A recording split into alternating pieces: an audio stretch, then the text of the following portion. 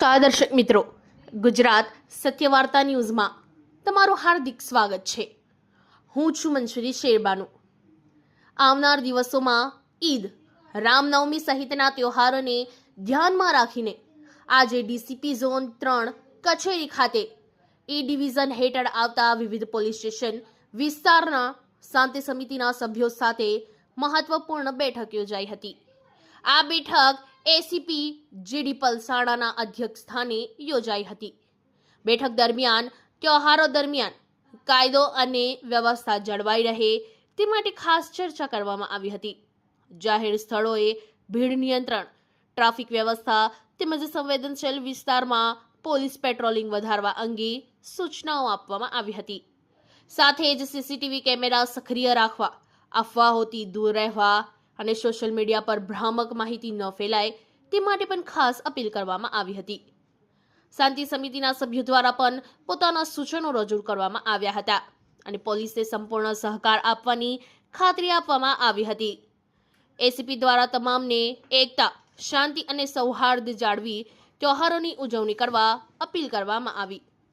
Police તંત્ર દ્વારા સ્પષ્ટ કરવામાં આવ્યું કે તહેવારો દરમિયાન કોઈપણ પ્રકારની ગેરકાયદેસર પ્રવૃત્તિ સહન નહીં કરવામાં આવે અને કાયદો ભંગ કરનારાઓ સામે કડક કાર્યવાહી હાથ ધરવામાં આવશે.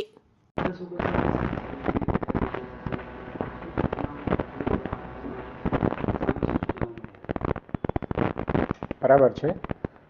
વડોદરા શહેરના માનનીય પોલીસ કમિશનર શ્રી નરસિંહ કુમાર સાહેબ, joint police commissioner Shri Nilesh Chajdiya સાહેબ તથા ડીસીપી ઝોન 3 અભિષેક ગુપ્તા સાહેબના અવારનવાર સૂચના અને માર્ગદર્શન મુજબ આજરોજ ઈ ડિવિઝન વિસ્તારના વાડી, પાણીગેટ અને કપુરાઈના શાંતિ સમિતિના સભ્યો અને એફઓપી મિત્રોને બોલાવી પાણીગેટ નવા બિલ્ડિંગના 5મા માળે એક મિટિંગનું આયોજન કરવામાં આવેલ.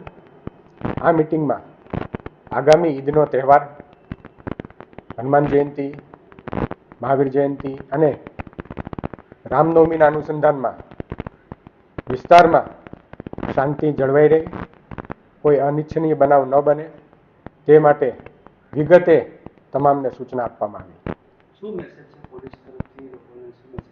પોલીસ તરફથી એ જ મેસેજ છે કે આગામી દિવસોમાં ઘણા બધા તહેવારો આવતા હોય, લોકો કંઈ પણ નાની ઘટના હોય તો પણ તે પોલીસને તેની જાણ કરે અને વિસ્તારમાં સુલેહ શાંતિ જળવાઈ રહે તે માટે પૂરતા પ્રયત્નો કરે અને ખાસ કરીને જે મહોલ્લામાં નાના મોટા બનાવો બનતા હોય તો તેનાથી પણ પોલીસને વાકેફ કરે, જેથી અગમચેતીના ભાગરૂપે કોઈ મોટું બનાવ કે ઘટના બનતી અટકાવી શકાય.